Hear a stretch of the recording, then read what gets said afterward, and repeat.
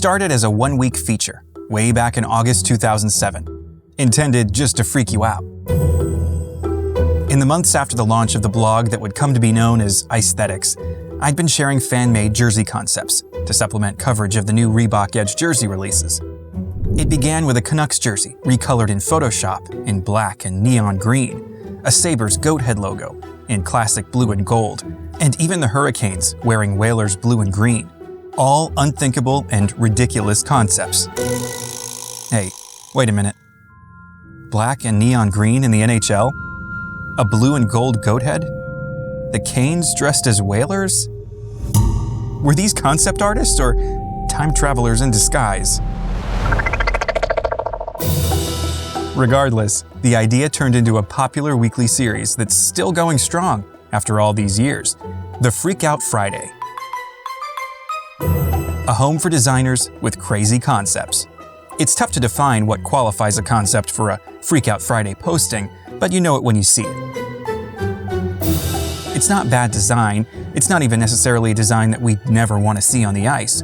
It's just something a bit odd, out of the norm, maybe even a little scary. In this video, I'm counting down the top 10 oddities of the year as Icethetics presents Concept Showcase, Freakiest Fridays of 2021. As we get underway, here's that standard reminder to give this video a like and subscribe to the Icethetics channel if you haven't yet. Your support is the only way to ensure I can keep making new videos. Now, let's go. Kicking us off at number 10, the oldest franchise in the NHL, the Montreal Canadiens. Founded in 1909, the team went through a number of unique jersey designs before settling on what we know today as an untouchable classic. But that's never stopped concept artists from considering alternate paths, like this one from Alden Sargent. The sash design may seem like a non-starter to today's fans, but it's based on a jersey the franchise wore in 1911. Before that, they even used a maple leaf as their crest, a fact that might be tough for Toronto fans to wrap their heads around. It was even resurrected for a game during the Habs' 100th anniversary season. Alden used that maple leaf on the left shoulder of his jerseys to contain the captain's patch. Even the colors have been updated to a brighter red and blue, much like what we saw for Montreal at the 2016 Winter Classic. See, that's the thing about Freak Out Friday concepts. While undoubtedly bizarre, they're often grounded in reality and really make you wonder. Next at number 9, a couple of concepts with a lot in common. For some people, a classic 1980s TV show defined an entire aesthetic for South Florida. Miami Vice. Its logo featured bright colors like cyan and magenta, and even today, it's a look some artists want to bring to the Florida Panthers. Not only do these concepts share a visual theme, their designers share a first name. Same spelling and everything. That freaks me out a little. Braeden Downey was inspired by an unused logo created for the Panthers by the Mednick Group in the early 90s. He applied a little cyan and magenta over black with distinctive results. Braeden Carroll did the same thing, but with the current logo instead, and the Miami Vice logo right there in the collar. It's a look that doesn't really use the Panthers brand as it exists today, but who knows what the future holds. At number 8, a trio of designs that forced the Winnipeg Jets to face the ghost of their old identity, the gone but not forgotten Atlanta Thrashers. In 2011, Atlanta's NHL team was sold and swiftly relocated to Canada, and not for the first time. A decade later, fans draw creative inspiration from the brand overlap between the Jets and Thrashers. 2 shades of blue? Check. Red accents? Check. Airworthy namesakes? Check. Evan Klapstein saw similarities in these symbols, rotating one bird to form another. Carter Richard swapped Atlanta's ice blue with Winnipeg's aviator blue in an asymmetrical revival of a controversial jersey design. And then there's Teak Sato, who blended the two brands in ways no one else could have imagined. But as crazy as all this seems, don't forget we live in the era of the reverse retro jersey and the integrating of identities that were never meant to mix. So is it really all that crazy? Next at number 7, the hits keep coming for Hartford Whalers fans, As if watching the city that stole their team rally around their brand wasn't enough, Avi Stein comes along with this. Get a load of Connecticut's whale in Carolina blue. And while it may seem like an irreverent take, Icethetics readers were anything but critical. In fact, most commenters loved this idea for the Hurricanes and even wanted to see more. In time, maybe we will get to see a genuine college pro crossover as the Arizona Coyotes get set to move in with the ASU Sun Devils next season.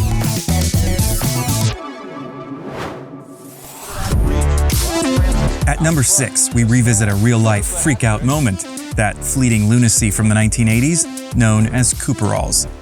For a couple of seasons, the Whalers and Flyers were outfitted in long pants instead of the traditional shorts and socks. Not just a fashion faux pas, but a real hazard on the ice. When you hit a sheet of ice and you were going down, you were stopping when you hit the board. But safety aside, Alex Nizzardo made his debut on the Concept Showcase with a Philly freakout that won't soon be forgotten, complete with long pants and a jersey design like nothing the NHL has ever seen. It gets credit for creativity and its ability to serve as nightmare fuel.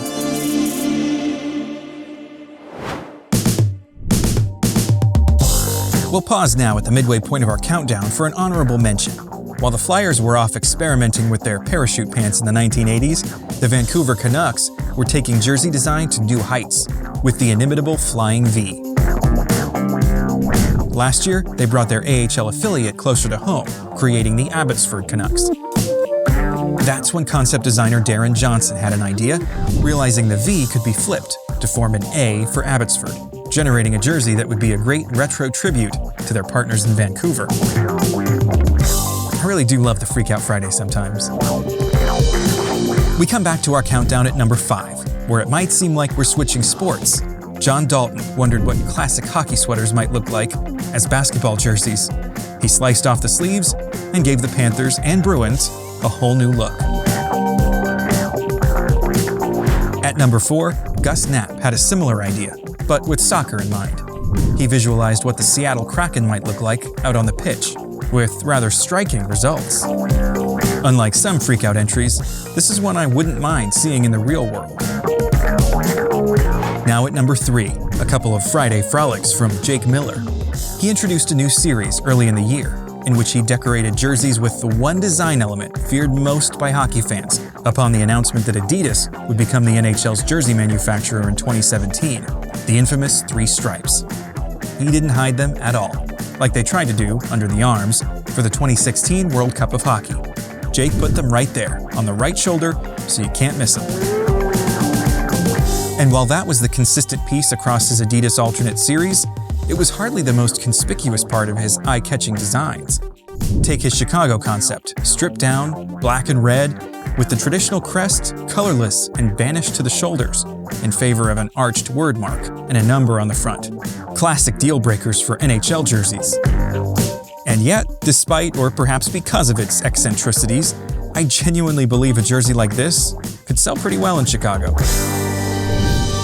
Same with this one, a Seattle Kraken design which employs a diagonal word mark over an ice blue base.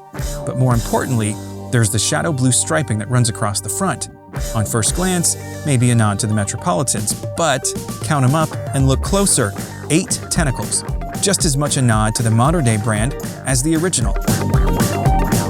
Jake Miller may freak us out from time to time, but always in the best ways.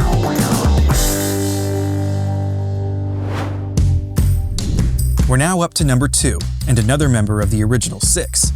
Carter Richard is back. He created this New York Rangers jersey as a concept for the Stadium Series, a game where the NHL likes to showcase futuristic designs and large blocks of color. The lettermark on the chest is borrowed from the esteemed Lady Liberty logo from the 1990s. And just because she doesn't appear front and center doesn't mean she's been left out. The skyline silhouette across the hem features many iconic landmarks of New York, including the Statue of Liberty.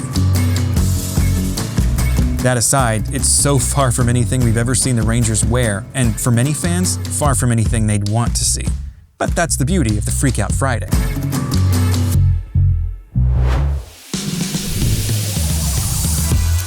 Coming in at number 1, the freakiest Friday of them all. This Montreal Canadiens concept from longtime contributor Brian Brideau. It's perhaps the nightmare scenario for NHL uniform enthusiasts like us. No one wants to entertain the notion of the noble Montreal Canadiens sweater festooned with a swarm of sponsor logos, but the day may soon be coming. Next season, the NHL will officially begin permitting teams to place a small ad directly onto every player's jersey. Helmet sponsors were introduced in 2021, of course.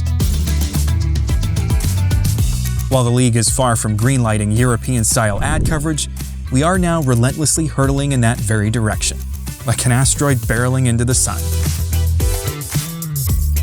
It's money that teams will find tough to turn down, and ultimately, most fans won't care. But for the rest of us, let's let Brian's design serve as a warning for the future, and the freakiest concept of 2021.